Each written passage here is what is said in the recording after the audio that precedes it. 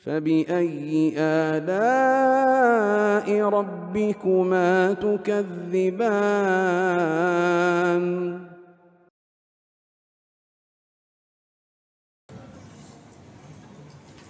Baik, kita akan memasuki pembahasan tentang peristiwa-peristiwa yang terjadi di tahun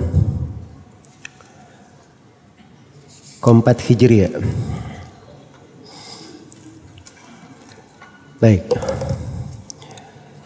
dikatakan oleh penulis rahimahullahu ta'ala di buku panduan di halaman 38, bait syair yang ke-62. Kata beliau rahimahullah, wa kana fi rabi'atil ghazwu ila Bani Nadhir fi Rabi'in awwala. Pada tahun keempat terjadi peperangan ke Bani Nadhir pada bulan Rabiul Awal. Ini peristiwa yang pertama di mana Nabi sallallahu alaihi wasallam memerangi Bani Nadhir. Telah diterangkan bahwa Rasulullah sallallahu alaihi wasallam masuk ke kota Madinah. Ada berapa kabilah Yahudi di situ? Ada 3. Yang pertama Bani Qainqa yang sudah berlalu, mereka diusir dari Madinah. Baik, peristiwa tahun berapa itu Bani Qainqa? Tahun kedua. Kemudian setelah itu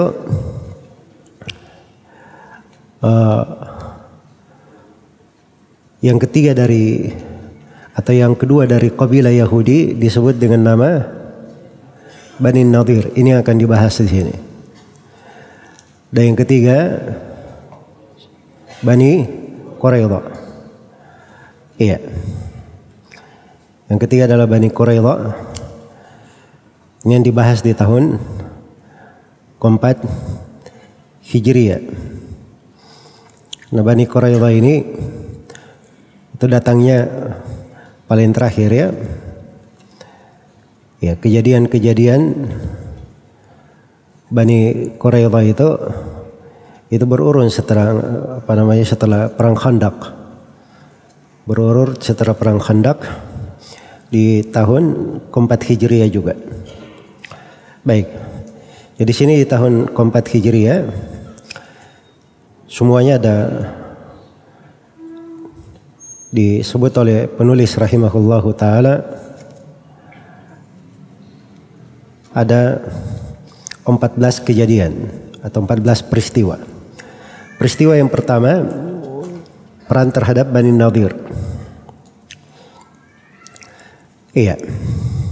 Apa sebabnya terjadi perang terhadap Bani Nadhir ini? Ini adalah terkait dengan perang Uhud. Terkait dengan perang Uhud. Jadi Bani Nadhir itu mereka akan menampakkan pengkhianatan di kejadian di perang Uhud. Jadi orang-orang Quraisy itu biasa ya di strategi perang, dia kumpulkan semua siapa yang bisa mendukungnya, dan mereka nulis surat juga ke kabilah-kabilah Yahudi.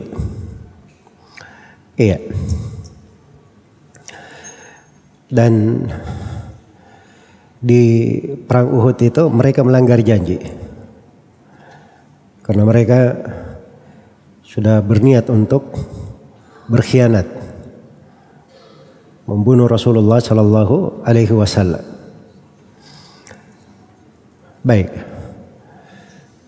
Maka disinilah pembalasan terhadap beliau. Pembalasan terhadap orang-orang Yahudi ini. Jadi memang secara umum umat Islam itu mereka di dalam kehidupan dengan bernegara Jadi ada hukum-hukum yang mengatur ya. Karena itu Rasulullah Sallallahu Alaihi Wasallam dan para sahabat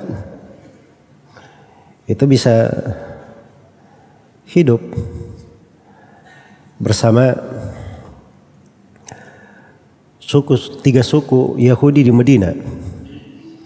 Iya, karena mereka terikat perjanjian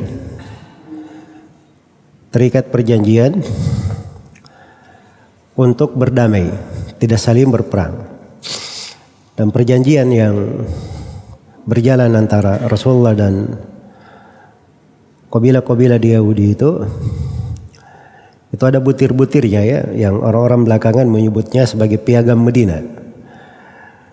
Baik. Jadi maksudnya dalam aturan tata negara, walaupun umat Islam itu hidup dengan non-Muslim, itu ada aturan keadilan di dalam hal tersebut.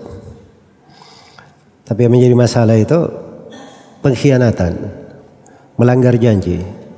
Ini yang dilakukan oleh orang-orang Yahudi dari Bani Nadir ini. Iya.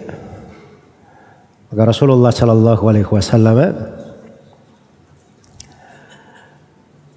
memerangi mereka karena hal tersebut. Iya. Dan kejadian Bani Nadir diperangi itu diterangkan dalam satu surah penuh di dalam Al-Quran. Surah apa itu? Adalah surah Al-Hasyr. Makanya surah Al-Hasyr itu disebut juga dengan nama surah Bani Nadir. Surah Bani Nadir. Baik. Makanya Ibnu Abbas radhiyallahu ta'ala anhu ketika ditanya tentang surah Taubah, kata Ibnu Abbas itu adalah surah yang menyingkap